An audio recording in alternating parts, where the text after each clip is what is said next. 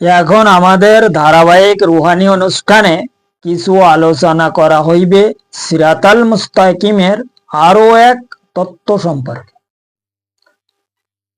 এবং আজকের পর্বে উক্ত উল্লেখকৃত তত্ত্ব হইল সেই মহান আল্লাহ পাক তাহার সালাত কিংবা নামাজকে তিনি হেফাজত করার জন্য কেন নির্দেশ প্রদান ফরমায়া, তাহার সঠিক পরিচয় সম্পর্কে আমাদের আজকের পর্বে দলিল প্রমাণ সহ আধ্যাত্মিক দৃষ্টি অনুসারে এবং দেহতত্ত্বের হিসাব অনুযায়ী কিছু আলোচনা করা হইবে।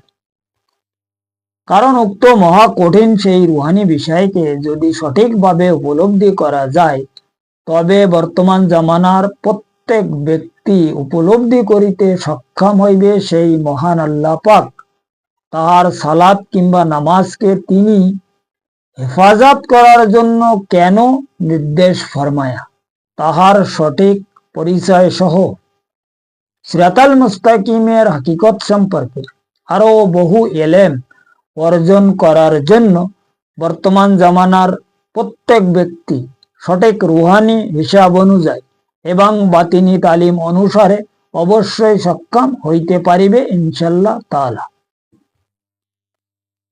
কাজে এখন সর্বপ্রথমে উপলব্ধি করার বিষয় হইল উক্ত সালাত কিংবা নামাজকে কি কারণে হেফাজত করার দরকার হইবে এবং তাহা কিভাবে হেফাজত করা যাইবে। কারণ তাহার উক্ত সালাত কিংবা নামাজ আসলে তো দেখা যায় না, কাজে তাহা কিভাবে হেফাজত করিবে এবং তাহার উক্ত সালাত কিংবা নামাজ কেন হেফাজত করিতে হইবে। কারণ হেফাজত সেই বস্তুকে করিতে হয় যে বস্তু চুরি হইবার সম্ভাবনা থাকে উক্ত বস্তু। কাজে তাহার সালাত কিংবা নামাজ কিভাবে চুরি হইবে আর তাহা হেফাজত করিতে সেই মহান আল্লাহ পাক কেন মানব গোষ্ঠীকে নির্দেশ ফরমায়।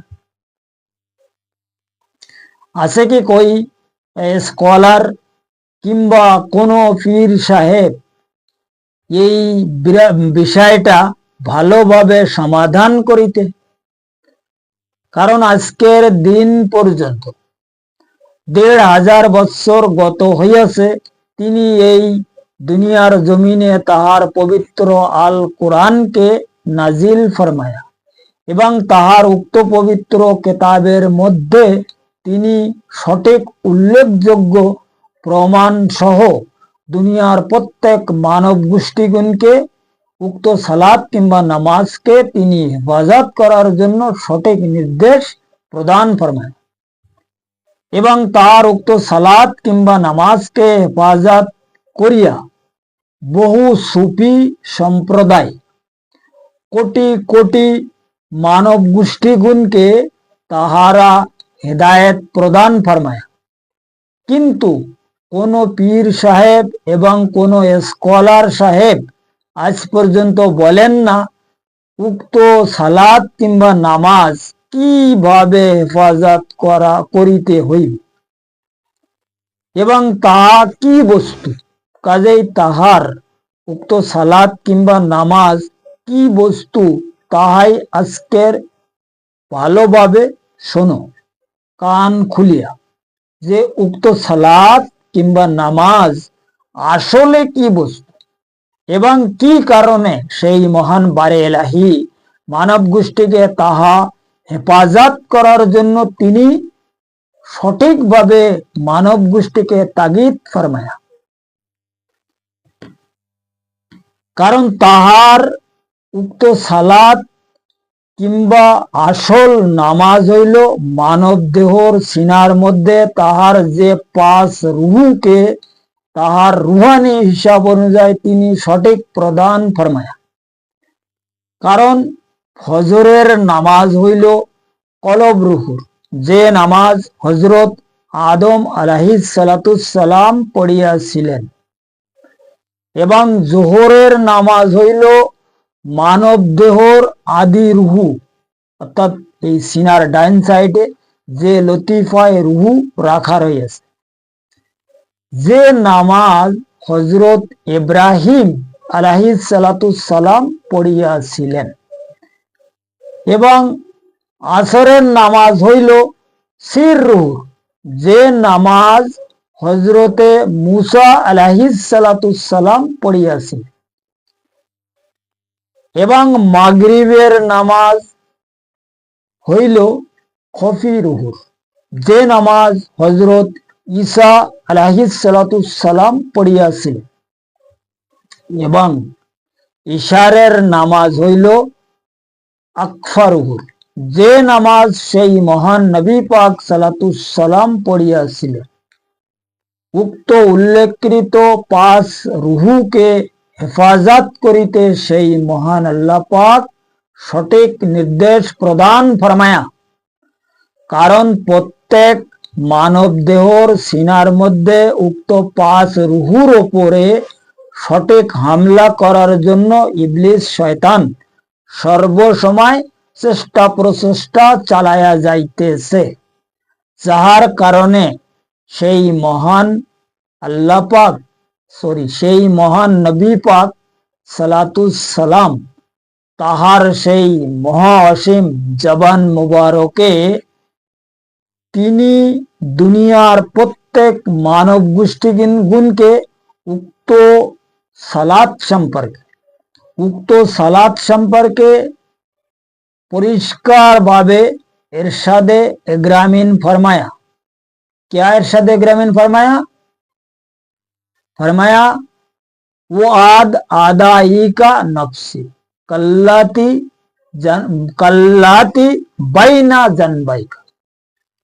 অর্থাৎ হুজুর আকরাম সালাম ফরমায়া যে মানব গোষ্ঠীর সমস্ত শত্রু হইতে সবচেয়ে বড় শত্রু হইল মানব দেহর লতিফায় নফস, যাহা মানব দেহর 2 পার্শ্ব দেশের মধ্যস্থানে উপস্থিত রয়েছে। এই শত্রু হইতে এই সালাত কিংবা নামাজকে সেই মহান আল্লাহ পাক হেফাজত করার জন্য নির্দেশ ফরমায়া। এই হইল উক্ত সালাত কিংবা নামাজকে হেফাজত সম্পর্কে সামান্য কিছু রুহানি আলোচনা এবং সিরাতাল মুস্তাকিমের আরো এক তত্ত্ব, যা প্রত্যেক মানব গোষ্ঠীর পরিষ্কারভাবে উপলব্ধি করার আসলে দরকার আছে, যদি কেউ সেই মহান আল্লাহ পাকের সালাতকে কায়েম করিতে চায়। কারণ হুজুর পাক পরিষ্কারভাবে ইরশাদ ফরমায়া, আমি তোমাদের ইসলামকে ফেলাইয়া গেলাম, প্রতিষ্ঠিত করিয়া গেলাম, তোমরা কায়েম করিও। এবং এই ইসলাম ওই সময় কায়েম হবে যখন আমাদের এই সালাতকে হেফাজত করা যাইবে। কারণ এখানে পরিষ্কারভাবে বোঝার বিষয় আছে কি, হজরতে আদম আলাইহিস সালামকে যে নবুয়ত উনি যে নবুয়ত হাসিল করিয়াছিলেন, উনি যে রুহুর উপরে ওনার নবুয়ত ছিল সেটা হইল লতিফায় কলব রূহ। এবং হযরত ইব্রাহিম আলাইহিস সালামের নবুয়ত ছিল আমাদের এই সিনার ডাইন সাইডে যে লতিফায় রুহ আছে, যেটা হচ্ছে মানব দেহর আদি রুহ, এইটা হলো ওনার নবুয়ত প্রাপ্ত রুহ। এই রুহুর উপরে তার নবুয়ত ছিল এবং তিনি এই রুহুরে ইবাদত করিতেন। হযরতে মুসা আলাইহিস সালামের নবুয়ত ছিল সির রুহুর উপরে, তিনি এই সির রুহুর ইবাদত করিতেন। হযরতে ঈসা আলাইহিস সালামের নবুয়ত ছিল খফি রুহুর উপরে, তিনি এই খফি রুহুর ইবাদত করিতেন। আর হুজুর এই সেই মহান নবী পাক সালামের নবুয়ত ছিল এই আমাদের সিনার মাঝখানে 20 সেন্টারে যে আকফা রুহ রয়েছে, এই রুহুর উপরে তিনি এই রুহুর ইবাদত বন্দিগিরি মানুষের শিক্ষা দিতেন। কথা বোঝা গেছে? এছাড়াও তাহাকে আরো অনেক স্পেশাল রুহু, এজাফি রুহু আল্লাহ রাব্বুল আলামিন ইজ্জত প্রদান ফরমায়। যেটা হচ্ছে আমাদের এই মাথার মধ্যে যে লতিফা আছে, এই রুহুরও নবুয়াত তাহাকে দেওয়া হয়েছে। তিনি তিকলি নূর হাসিল করিয়াছে। তিকলি নূর এক জাতীয় আল্লাহ পাকের একটা বিশ্বস্ত রুহু। এরপরে জোসায় তৌফিক এলাহি একটা এক জাতীয় বহুত বিশ্বস্ত রুহু। এসব রুহু তাহাকে প্রদান ফরমানো হইয়াছে। তাই তিনি এই সমস্ত রুহুদের বিস্তারিত বিষয় মানব গোষ্ঠীকে এক হাদিসে ইরশাদ ফরমায়া, আনা মদিনাতুল ইলম ওয়া আলিয়ু আল বাবহা। তার মানে তিনি ফরমায়া, আমি এলেমের সুরক্ষিত একটা শহর, আর ওই শহরের দরজা হইল হযরত আলী।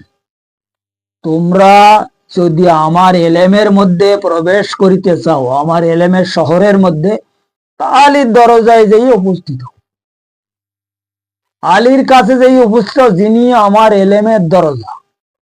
কথা বোঝা গেছে? এখানে একটা কথা এসে যায়, ইয়ামান শহর থেকে কিছু লোক আইছে হুজুর আকরাম সাল্লাল্লাহু সাল্লামের সঙ্গে দেখা করতে। তো মাওলানা কায়নাত হুজরার গেটে বসে আছে বাইরে। তো উনি আইসে, ওনারা যখন এইছে হুজুরের কথা জিজ্ঞেস হয়েছে উনি কোথায়, তো বললো উনি ভিতরে আছে। যখন এই লোকগুলো যাচ্ছে বলতে, শোনো, বলে কি, বলে হুজুরের সঙ্গে যারা একবার দেখা করতে যাবে তাদের আমার সঙ্গে দুইবার দেখা করা লাগবে। বলতো ও কেরাম? মাওলা এটা তো বুঝলাম না আমরা। বুঝলে না, এই তোমরা যাচ্ছ আমার সঙ্গে দেখা করি, আবার যাওয়ার সময় আমার সঙ্গে দেখা করে দেখতে, তাহলে দুইবার দেখা করা হলো না আমার সঙ্গে। আচ্ছা, এই ব্যাপার।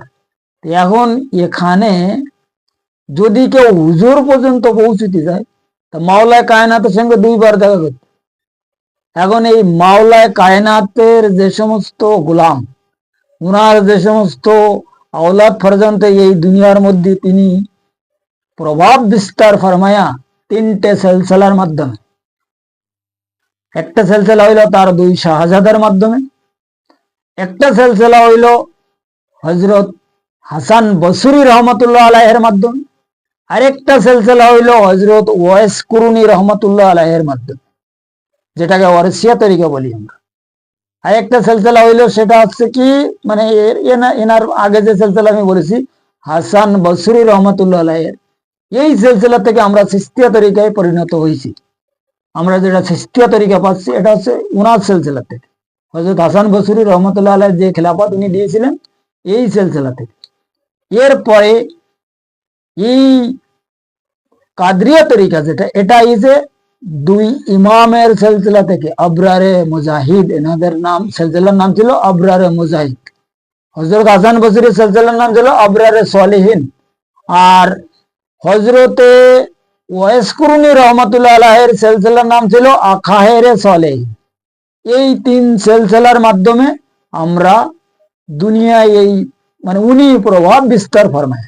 আর উনার যে সিলসিলা ছিল, উনার যে তরিকা ছিল, এটার নাম ছিল হায়দারি তরিকা। দুনিয়ায় সব তরিকার বাপ হইল হায়দারি তরিকা। এখন এই যে তরিকার মাধ্যমে আমরা যেভাবে চলতেছি, এখন মূল কথা হচ্ছে আমাদের কি, মানে মাওলায় কায়নাত তালা পৌঁছানোর জন্য তাহার নায়েবদের লাগবে, এরপর উনার মাধ্যমে হুজুরে পাক তালা পৌঁছিতে। তাই উনি বলেছে দুইবার আমার সঙ্গে দুইবার দেখা করতে হবে, তার আওলাদের মাধ্যমে তাহার পর্যন্ত পৌঁছাতে হবে, তাহার মাধ্যমে হুজুর পর্যন্ত পৌঁছাতে হবে, আর হুজুরের মাধ্যমে আল্লাহ পর্যন্ত পৌঁছতে হবে মানুষকে।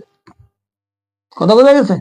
এখন মেন ব্যাপার হচ্ছে এই যে সালাত কিংবা নামাজকে হেফাজত করার মেন ব্যাপার হচ্ছে এইটা। কারণ এই যে আমাদের সিনার মধ্যে কলব, রুহু, শির, খফি, আপ্পা, এই পাঁচ রুহু যে রইয়াছে, এই পাঁচ রুহুর ওপরে শয়তান বিভিন্ন কায়দায় প্ররোচনা চালাই যাচ্ছে। কোনো সময় কলবের ওপরে, কোনো সময় রুহুর ওপরে, কোনো সময় শিরির ওপরে, কোনো সময় খফির ওপরে, কোনো সময় আফার ওপরে। এবং এই যে আমাদের মাথায় যে আনা রুহু আছে, এই রুহুর ওপরেও সে বিভিন্ন কায়দায় একটা পর্দা দিয়ে রাখছে। এখানে এই রুহুর উপরে তিনটে পর্দা আছে। একটা হচ্ছে জুলমাতি পর্দা, যেটা হচ্ছে শয়তানের, আর দুইটা রয়েছে অন্য পর্দা, একটা নুরানি পর্দা আর একটা হচ্ছে রহমানি পর্দা। এটা হচ্ছে আল্লাহর তরফ থেকে লাগানো হয়েছে। এখানে পর্দা সম্পর্কে আমার অন্য ভিডিওতে আলোচনা করা আছে। এই 3 পর্দা এখানে কি কারণে, একটা তো জুলমাতি পর্দা, ও তো শয়তান লাগিয়েছে, আর বাকি যে 2টা পর্দা এ সম্পর্কে আমি অন্য ভিডিওতে আলোচনা করে রাখিছি যে কি কারণে লাগাইছে। একটা নুরানি পর্দা আর একটা হচ্ছে রহমানি পর্দা। কারণ আমাদের মধ্যে যে আনারু এনার কোনো কালার নেই, এর কালার হচ্ছে অরিজিনাল রহমানি কালার। যখন ইনি প্রকাশ হয়ে যায় তখন ওই রহমানি কালারে রহমানি রূপে রহমানকে দেখা যায়। এখানে এই হলো মেন বিষয়। কোন ও প্রসঙ্গে আজকে আমাদের আলোচনা না, আজকে আমাদের আলোচনার বিষয় হইল যে আল্লাহ পাক তাহার সালাত কিংবা নামাজকে তিনি হেফাজত করার জন্য কেন নির্দেশ ফরমায়। এখন আমার মনে হয় প্রত্যেকটা তরিকাপন্থী যারা সুফি সম্প্রদায় বা এই তরিকাত জগতের যারা মানুষ, তারা অবশ্যই বুঝিতে সক্ষম হইয়াছে যে এই সালাত কিংবা নামাজ কি কারণে হেফাজত করিতে হবে এবং সালাত আর নামাজ আসল কি, কাহাকে বলে, এই নামাজ কোন কোন সময় কোন কোন নবীরা পড়িয়াছিলেন এবং কি কারণে আমরা এই 5 ওয়াক্ত নামাজ পড়ি। কথা বোঝা গেছে? এই হলো মেন বিষয়। সালাত কিংবা নামাজকে হেফাজত করার মূল বিষয় হচ্ছে এটা। এই যে হেফাজতের যে একটা বিস্তারিত বিষয়, কিছু আলোচনা রুহানি জগৎ থেকে একদম এর মূল বিষয় আজকে আলোচনা করা হইল, সামান্য কিছু মানে রুহানি হিসাব অনুযায়ী। এবং সিরাতাল মুস্তাকিমের এক বিশাল বড় তথ্য। তথ্য আজ পর্যন্ত দুনিয়ার জমিনে প্রকাশ হয়নি। কারণ এই কারণে বলা হইয়াছে, আমার আলোচনা আমি এর আগে বলেছি মনে হয়, যে এই যে সালাত কিংবা নামাজকে কায়েম করার বিষয় কোন স্কলার বা কোন পীর সাহেব কি ফয়সাল্লা দিতে পারবে যে এটা কি কারণে হেফাজত করার কথা বলেছে? সালাত তো দেখা যায় না, যা নামাজও দেখা যায় না, কিন্তু কোনো ব্যক্তি যদি তার হৃদয় চক্ষুকে স্ফুটিত করিতে পারে তখন রুহুদের দেখা যায়। সে ওই চোখ দ্বারা রুহুদের দেখতে পারে, তখন ওই রুহুদেরও দেখতে পায়, লতিফায় নফসেরও দেখতে পায়। মারুল লতিফায় নফস একটা রুহ এবং শয়তানও একটা রুহ। শয়তান লতিফায় নফস সারা সব দেখতে পায় সে, তখন সে পরিষ্কার ভাবে এই রুহুদের হেফাজত করার জন্য সক্ষম হইতে পারে। মানে মেন আজকের প্রোগ্রামের মূল বিষয় হইলো এইটা, যে এই সালাতকে তিনি আসলে কেন হেফাজত করিতে নির্দেশ ফরমায়। এই সালাত হেফাজত করার মূল বিষয় হচ্ছে এটা, কারণ তিনি একমাত্র এই মানব গোষ্ঠীকে সৃষ্টি ফরমায়া কি কারণে? শুধুমাত্র এই লতিফায় নফস যেটা মানব দেহর মধ্যে, এরা হচ্ছে জাতে জিন, এরা তাহার সঙ্গে নাফরমানি করিয়াছিলেন, তাহাদেরকে ফরমাদার করার জন্য তিনি হজরতে আদম সুফিয়াল্লাহকে সৃষ্টি ফরমায়। এবং আমরা সবাই আদম আওলাদ। তাহলে আমাদের দায়িত্ব কর্তব্য কি, এটা আমাদের খুব ভালোভাবে বোঝা উচিত। কারণ উনাকে যে খিলাফত উনি প্রদান ফরমাইয়াছিলেন, এই খিলাফতকে তাহার বাস্তবায়ন করিতে 350 বছর কঠোর ভাবে রিয়াজত করিতে গেছে। কিন্তু আমরা যে আদম আওলাদ, আমাদের উপরে কোনো দায়িত্ব নেই। কারণ তাহাকে যে রুহু প্রদান করা হইয়াছিল, আমাদেরও সেই রুহু প্রদান করা হয়েছে। তিনি কলবের নবুয়ত পেয়েছিলেন, তা আমাদের মধ্যে কলব রয়েছে না। তাহলে এখন যদি আমরা একজন আওলাদে আদম অর্থাৎ বনি আদম হিসাবে দাবি করি, তাহলে আমাদের কিন্তু দায়িত্ব আছে কিনা এটা ভালোভাবে বোঝা যাবে। কারণ এখানে আমি মাঝে মাঝে বলি সাধারণ আলোচনার মাধ্যমে, যে কোনো পীর সাহেব কারোর খেলাফত দেওয়ার অধিকার রাখে না। এখন দুনিয়ায় তো পতা নেই কোন পীর কার খেলাফত দিচ্ছে, কোন সাহেব কার খেলাফত দিচ্ছে, কোন পতা নেই কত সাহেব, কত বাবু, কত কত তা, এরা সবাই খেলাফত দিয়ে যাচ্ছে। মানে খেলাফতের কোনো ঠিক ঠিকানা নেই, পীরেরও কোনো ঠিক ঠিকানা নেই, তরিকারও কোনো ঠিক ঠিকানা নেই। কিন্তু অরিজিনাল যেটা খেলাফত, সেটা একমাত্র এই রুহানি দপ্তর থেকে, রুহানি হিসাব অনুযায়ী আল্লাহর তরফ থেকে হাসিল করিতে হয়। কথা বোঝা গেছে? এই খেলাফতের মাধ্যমে যদি কেউ তালিম টিচিং দিতে পারে ওই রুহানি খেলাফত হাসিল করিয়া, তখন সেই ব্যক্তি মানুষের মুক্তির বিষয়টা কিছুটা মতলব এগিয়ে দিতে পারবে। যে একজন ব্যক্তি এই এই মানে তাহার তালিম টিচিং এ যদি চলতে পারে, ইবাদত বন্দিগিরি করিতে পারে, তাহলে কিছুটা আশা করা যাবে যে আমরা এনার এই এই তালিম, যে তালিম তাহাকে দেওয়া হয়, এই তালিমে সে কিছুটা সামান্য মুক্তির আশা করতে পারে যদি কাজ করতে পারে। কারণ এখানে পরিষ্কার ব্যাপার হচ্ছে কি, আমরা যদি কলবে সেলিমকে সিরিফ সবাল বা প্রকাশ করিতে পারি, তাহলে মুক্তির একটা অবশ্যই রাস্তা এখানে আছে, এ ব্যাপারে কোরআন শরীফ বলা আছে। তাহলে কলবে সেলিমের যেরকম একটা মুক্তির ব্যবস্থা, তাহলে নিশ্চয় কলবে মুনিবেরও আছে। কলবে মুনিবের যদি থাকে, তাহলে কলবে শহীদেরও আছে।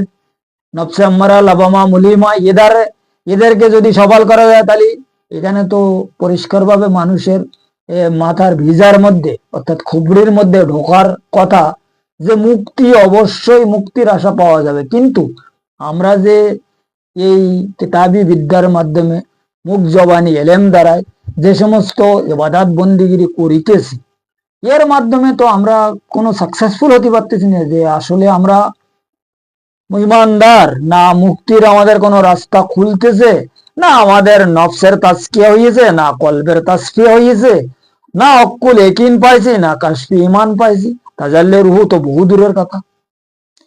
কিন্তু কোন ব্যক্তি যদি রুহানি জগতে কোনো রুহানি উস্তাদের তালিম টিসিম অনুযায়ী চলিয়া এই মানে নফসের তাজকিয়া, কলবের তাজকিয়া, হক্কুল একিন, কাশফি ইমান এগুলো হাসিল করিতে পারে, তখন তার রুহু তাজাল্লি হয়ে যায়। যখন রুহু তাজাল্লি হয়ে যায়, এই রুহুরা তাজাল্লি হওয়ার পরে মুর্শিদে পাকের মানে অনুগ্রহ মোবারকে এবং হুজুর পাকের নজরে কিমিয়া ফায়েজ দ্বারাই ওই রুহু বাইরে প্রকাশ হয়ে যায়। এই রুহু যখন বাইরে প্রকাশ হয়ে যায়, তখন এরা রুহানি জগতে রুহানি যোগাযোগে চলা শুরু করে। তা চলতে চলতে এই আলমে নাসুর থেকে মালাকুতে পৌঁছে যায়, মালাকুতির থেকে আনকাবুতে, জবরুতে, লাহুতে, ওহাদিয়া, তাহাদিয়া, এইভাবে সে সমস্ত আলম ভ্রমণ করতে পারে, যেটার নাম হলো অরিজিনাল তহিদ। এই তহিদের রাস্তায় যারা চলিতে সক্ষম হইয়াছে, তাহারাই কেবল মুক্তি লাভ করবে। আর এটাকে বলা হয় তহিদ।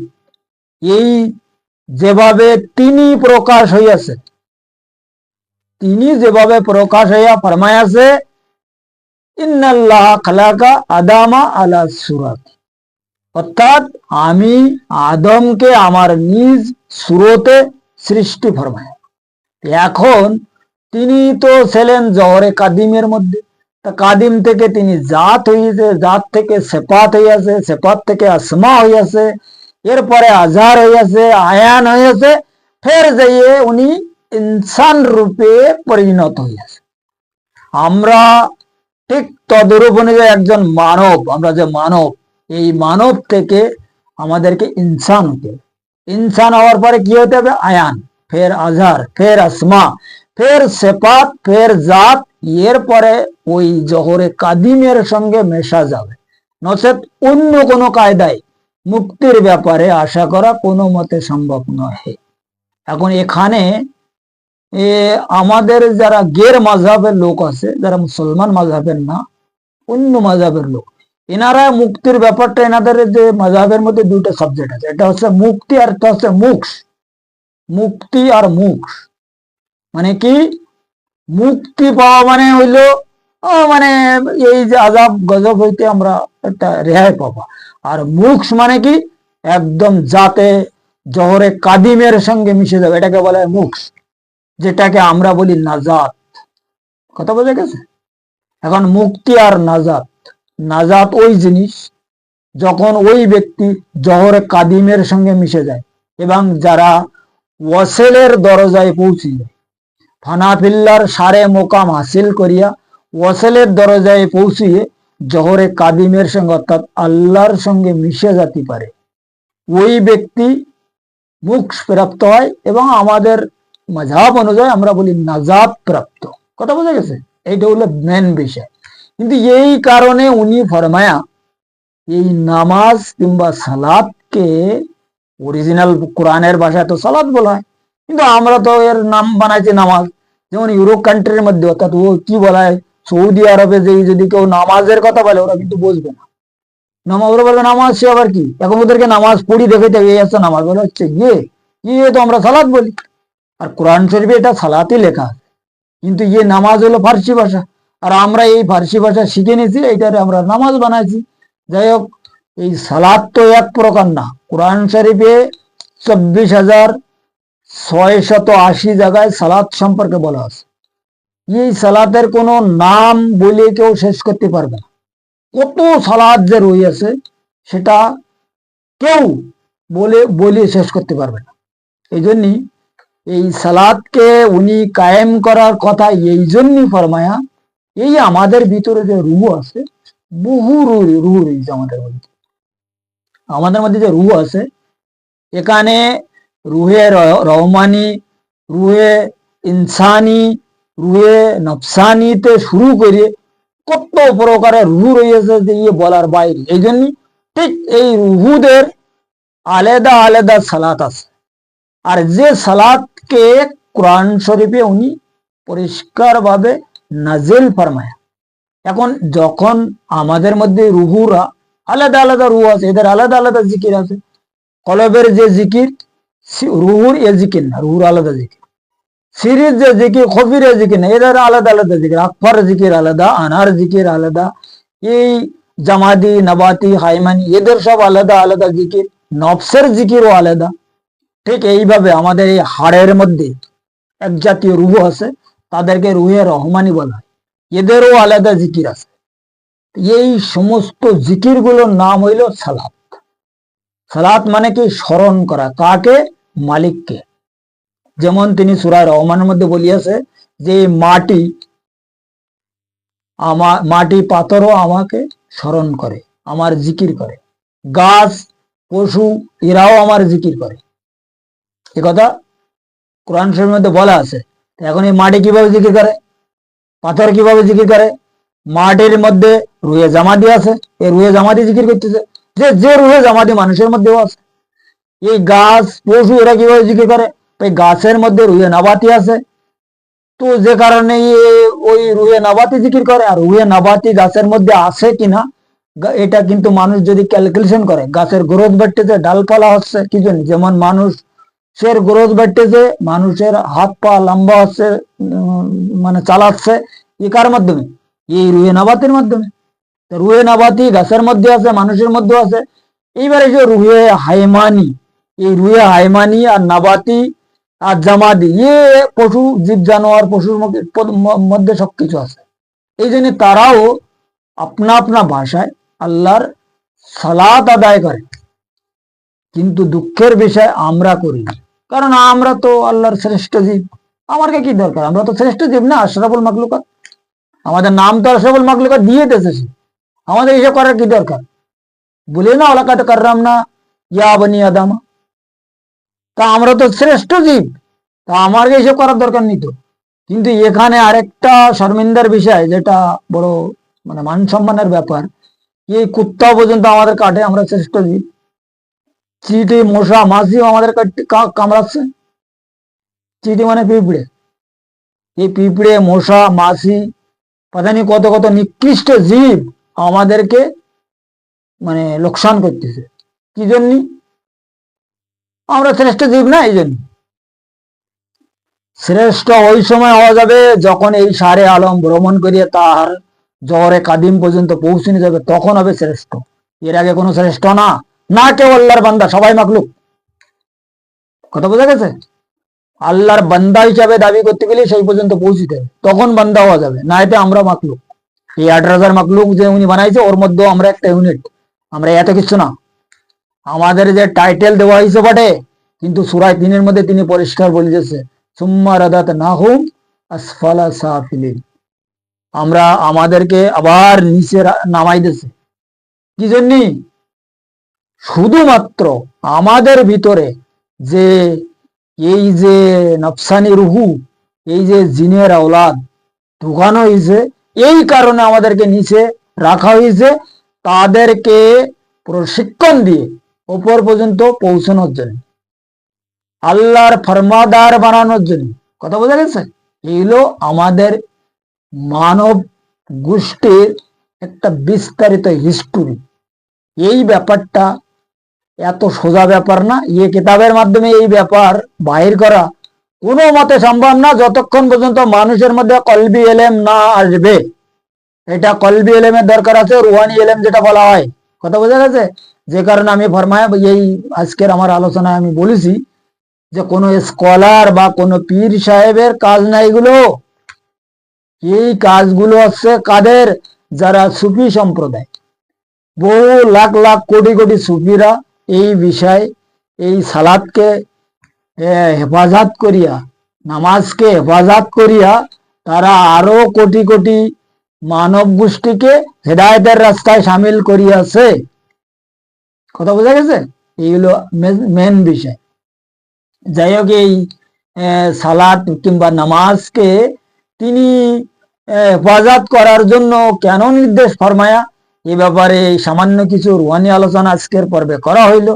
এর আগে পিছিয়ে বহু কথা আছে, মানে এইসব রুহানি কথা বলিয়ে শেষ করা আসলে সম্ভব না।